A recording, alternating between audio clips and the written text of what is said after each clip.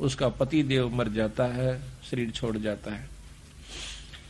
मीरा की जो लगन थी वो लगी रहती है। वो नहीं मना किया करता था, वह कहीं सत्संग आदि में जाती। उसके देवर था वो बहुत अटीला था, वो मना करा करता, पहले भी उसको धमका दिया करता, लेकिन वो जो राणा था बड़े वाला, वो कभी उसको मना नहीं किया करता था। उसके मान गया था, उसकी आत्मा मानती थी, पर वो परमात्मा को प्यारा हुआ। उसके बाद उसको बहुत कष्ट उठाना पड़ा। उसके देवर ने बहुत दुखी करी। कभी तो कहता है तेरी नाड़ काट दूंगा, कभी कहे सांप बेच दिया। एक बार सांप बेच दिया। सांप बेचा कि न्यू कह करके पिटारी के अंदर लुको कर ले गए, जिसमें हार होता है। मीरा को कहना कि ये हार से और इसको पहन ले।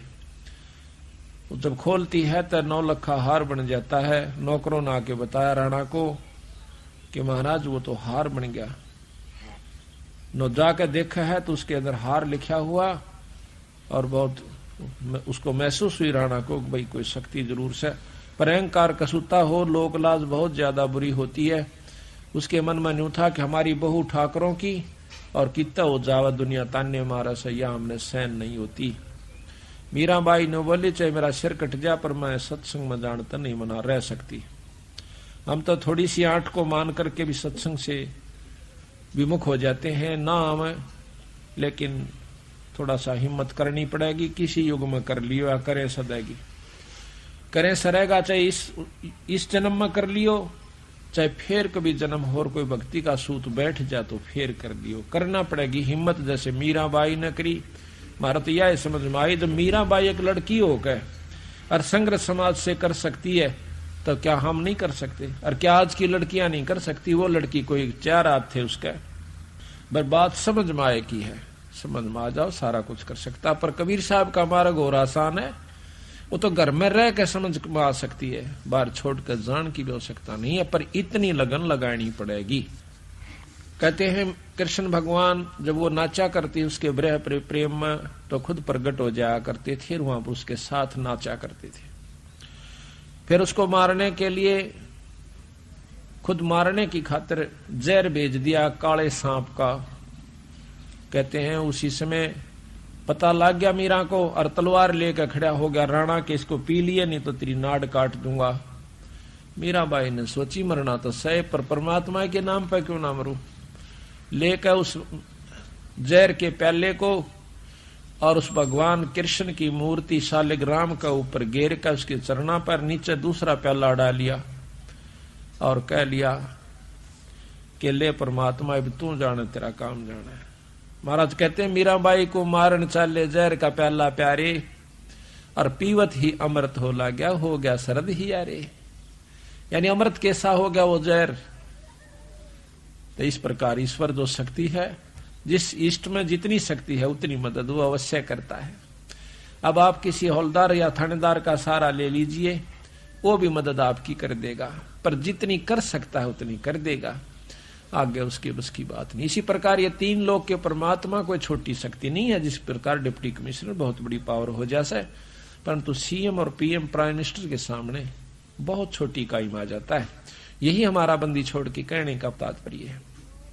फिर क्या हुआ कि उसने कुछ दिन के बाद सोचा कि न्यो नहीं मरे तो उसकी नाड़ काट दिया जाकर। जासे राणा एकदम क्वाड़ खुलवा से मीरा एकदम चौंक कर खड़ी होती है।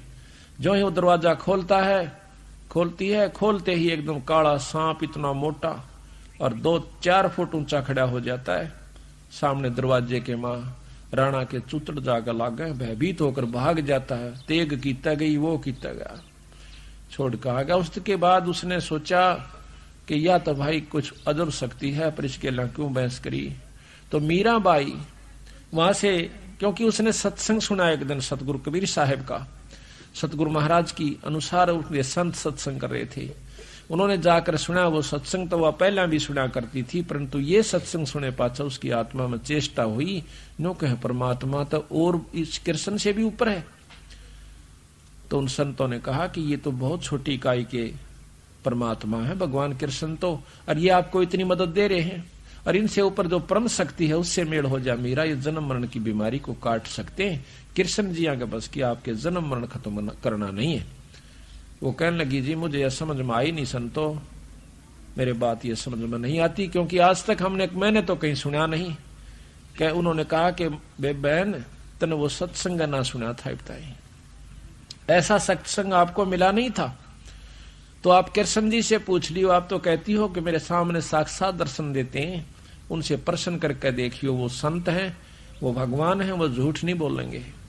तो कहते हैं मीराबाई ने आत्मा से पुकार करी, भगवान कृष्ण उत्पन्न हुए, सामने प्रगट हो गए।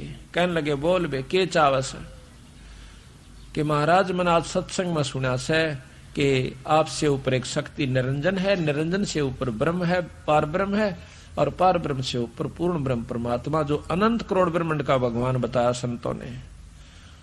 तो कृष्ण कहने लगा मीरा चीज तो बिल्कुल सत्य बताई उन्होंने, वस्तु सत्य है, लेकिन बात जो है वो तेरे और मेरे बस बाहर की बात से, ना तो हम जा सकते उसको पा सकते और ना आप पा सकती, इसलिए उसका संघर्ष करना ही मूर्खता का है।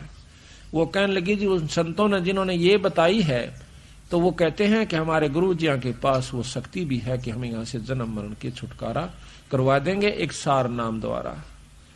कहने लगे मीरा वैसे तेरी इच्छा है पर वस्तु वहां आपको मिलेगी नहीं, यानी छुटकारा नहीं हो सकता है परम शक्ति, पर हम वहां नहीं पहुंच सकते। मीराबाई का भी चशक होगी कि जब खुद परमात्मा जिसको मैं मालिक मान बैठी थी और वो खुद कैसे, तो जरूर कोई कोई शक्ति है। मीराबाई वहां से निकलकर काशी में आती है भगवान कबीर साहब के पास। कबीर साहब ने सोचा कि ये ठाकरों की लड़की है, कदे इसके मन में अहंकार और ना रह गया हो, कति छाण के देखना चाहते थे जब ही नाम दिया जाता है। कहने लगा बहन ऐसे कर, रविदास जियों से उपदेश ले लीजिए। रविदास जी चमार जाति से और आप तक हाल तार के लाया करते थे मरे हुए पशुओं की, मारा नहीं करते थे, और फिर उस चमड़े को सुखाया करते थे, उसको रंगा करते थे, और फिर उसका जूती बना करके अपनी रोटी रोजी का और साथ में भजन भी करते रहते थे। जब वहां कर देखा मीराबाई ने सुरडा सापन चारों तरफ पानी खिंडा हुआ, महक आ रही है बांस उसकी चाम की, तो मीराबाई जाकर बैठ जाती है, नमस्कार करती है, मत्था टेकती है। कहने लगी मीरा ये तू ठाकरा की लड़की होकर और एक चमार के घर पाएगी? तो कहती है महाराज ज्यादा दुखी ना करो, इस शरीर का इस माटी का क्या चमार और क्या जात है, क्या हरिजन है, कौन जाट है, ये तो कुछ भी नहीं है महाराज, ये तो 5 तत्व का पुतला या मिट्टी है। रविदास बहुत प्रसन्न हुए, कहने लगे बहन नाम तो मीरा सतगुरु महाराज देंगे कबीर साहब कि उन्होंने मुझे यहां पर भेजा है। तो उस समय उसने कहा कि बिल्कुल ठीक है, नाम दे दिया, ये सत नाम दिया उसको जो कि हम आपको देते हैं सांस का सुमन। मीराबाई लेकर नाम करके दंडोत प्रणाम, हफ्ते 10 दिन वहां रह करके उनके पास संतों के पास सत्संग में, फिर दोबारा वो मथुरा चली जाती है वृंदावन में। तो वहां जाकर के भजन कर रही थी, उसका समय थोड़ा रह गया था। उस समय कबीर साहब प्रकट होते, महाराज जी आए, आओ महाराज जी आओ। महाराज जी बड़े दर्शन दिए। कहने लगा मीरा मैं तेरे को असली नाम देने के लिए आया हूं, सार नाम सार शब्द। कहने लगे महाराज जी ये और भी रहता अभी, अगर ये तो कुछ भी नहीं था जो तुझे मिला हुआ था, पर तेरी आत्मा इतनी पुण्य हो चुकी है, यही देने के लिए, आत्मा शुद्ध करने के लिए सांस का सुमन सतनाम दिया जाता है कि अंतःकरण नम्र हो जावे, ये उस सार शब्द को प्राप्त करने के योग हो जावे। सार नाम दिया। 1 हफ्ता सतगुरु महाराज वहां रहे। जब उसकी, क्योंकि वो तो समराया खेत था, अंतःकरण कति साफ था, उसको बैठ करके सार शब्द पर उपलब्ध करवाया और फिर सार शब्द उपलब्ध करवा कर अंतर ध्यान हो जाते हैं।